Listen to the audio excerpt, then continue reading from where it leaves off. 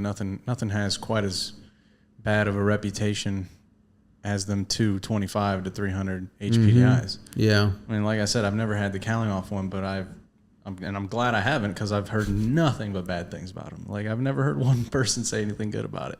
The 150s and 200s, different stories. It's like, everybody's, oh, it's got HPDIs on it. And then they're like, what kind of HPDIs? Yeah, which ones? Say, yeah, that's always the first question. You say 200s. Oh, okay, then we're good. Yeah, I'll work on that, or I could think about buying that. But but if you say 225 and up, yeah, keep it, man. Yeah, just, I don't even want to look at it, and I never understood why. So I guess it's too much going on, right?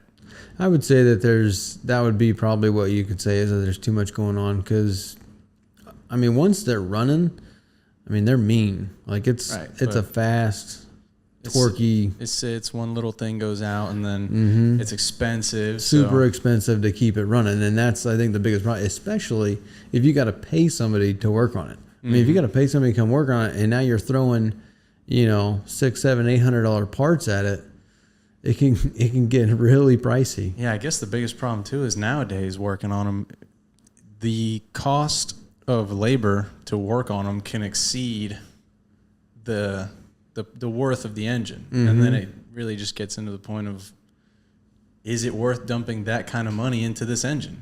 Yeah, it's probably not. So then just get a repower. Yeah, that's the answer. Another $30,000 engine on the back of your boat. Like, no, I mean, I don't mind them. I kind of like them. I don't really like working on them anymore. And for that fact right there, is that they have gotten more expensive. So it's kind of like priced it out of, there's only so many ways that you can cut costs on repairing something. Either A, you're going to get cheap labor, and then, how long is it going to take the person to fix it? Or B, you're going to get somebody that's expensive, and now you're paying by the time. And so if you get a good technician there and it takes them, 8 hours to go through something, how much are you going to be there? $1,000. And then you've got to throw a couple $100 parts on top of that. So let's say you need one of those fuel hoses, or, a VST pump, or the high pressure pump. Your bill can go from $1,000 to $3,000-4,000. And, I'd rather just not get involved in that, just because of that. It's like, I feel bad, here's somebody that's, got to dump $4,000 into this 20-year-old engine. And, yeah, I just don't like getting in that position where, because I don't want to work for free either, and be like, I'll come and go over here and work for 2 days on something, and then then you got to give them a bill, and they're not happy. No one's happy at the end of the day, and no. I'd rather just not be in that situation. No, I've because somebody commented saying, I don't know if they had a 225 to 300, but they were asking what are ways you can make them reliable engines, and they said because not everyone can afford a 4-stroke, I guess.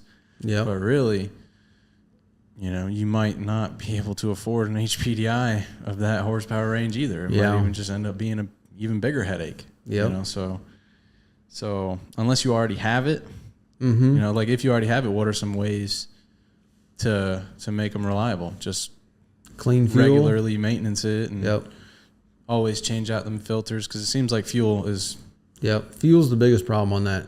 And cleanliness. Especially on older engines, like you got to keep the inside engine clean. And especially down here in Florida, where you got so much salt air and salt water, that everything gets salty. And so if you don't keep that stuff clean, that salt will sit on these components, those fuel rails and your hoses and all that stuff. Ignition coils. Yeah, that ignition coil was rough looking. It was super corroded. Really, those engines as a whole were pretty corroded. It seems like, not this owner. He actually recently bought the boat, and the boat's actually really clean. But maybe the previous owner never really took the cowling off and sprayed it off with some fresh water. Probably didn't have it serviced that regularly. No. and it came from the Keys. So that's right. It came from Big Pine. Yeah, it came from Big Pine. And he said, the guy, he'd go out and use it. He'd come back home. He might spray it off with, depending on how much fish guts was on it, he'd spray it off a little bit, but that was it. Like he didn't clean the engines, didn't flush them, nothing. Just kind of pulled up to the dock, tied her off, and hopped off. Like, yeah, this owner was like, it was pretty rough when he first bought it. It was a nice boat though. What was it, 25 open contender? Mm-hmm. He said he spent a lot of time detailing it, cleaning it, getting it waxed up and all freshened up. Yeah. But the inside of the cowling obviously still has the lasting effects of, sitting and being used and abused. Yeah. Yeah. Good thing is to always, every time you service it, use some like CRC or some kind of anti-corrosive stuff to prevent it. Spray it off after every use when you're out there in salt water. Yep. And service them regularly. That'll keep them running long enough. Oh, for sure. Because once you start neglecting it, I feel like that's when you start having the expensive problems, and that's when it becomes That's when it goes downhill. Yeah. Yep. And I kind of feel also like that's the story for a lot of people. So they go out and buy the boat, and here you've got this HPDI that was on this boat, and it was sitting for 8 years somewhere, or whatever the case may be.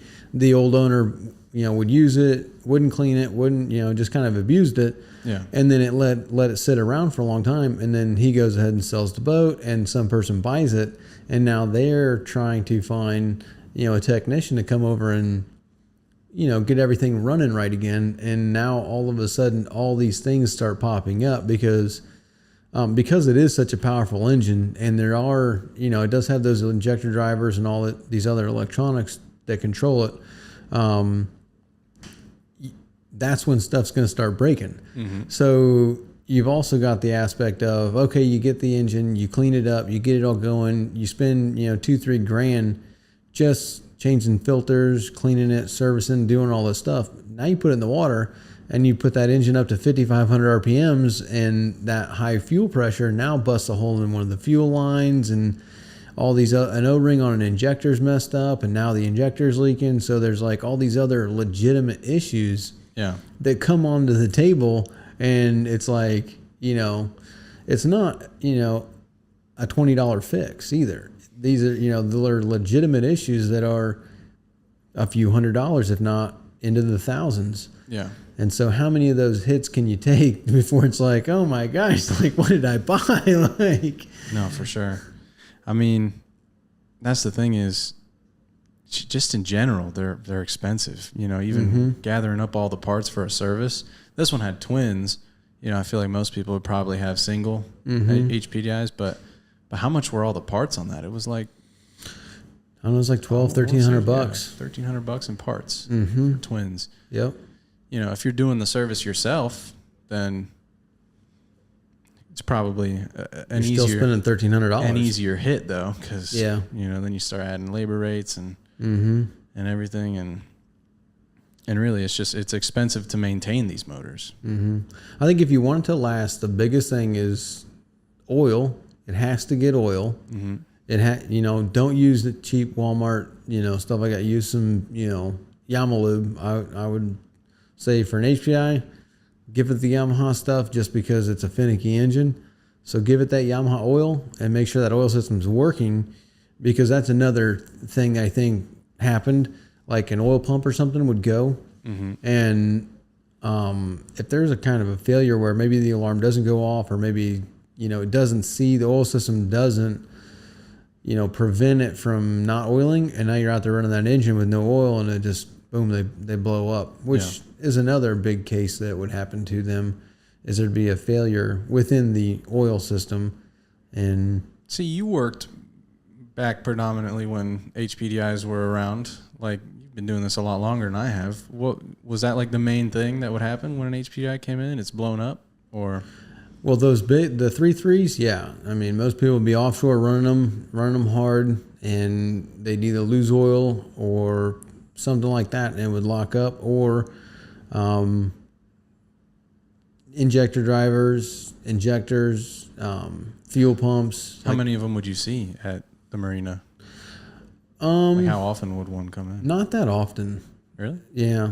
I mean, I can only think of probably 15 to 20 over the 10 years that I was there. Probably 15 to 20 of them that we'd work on. Mm-hmm. And out of those, I want to say we saw 4 of them blow up.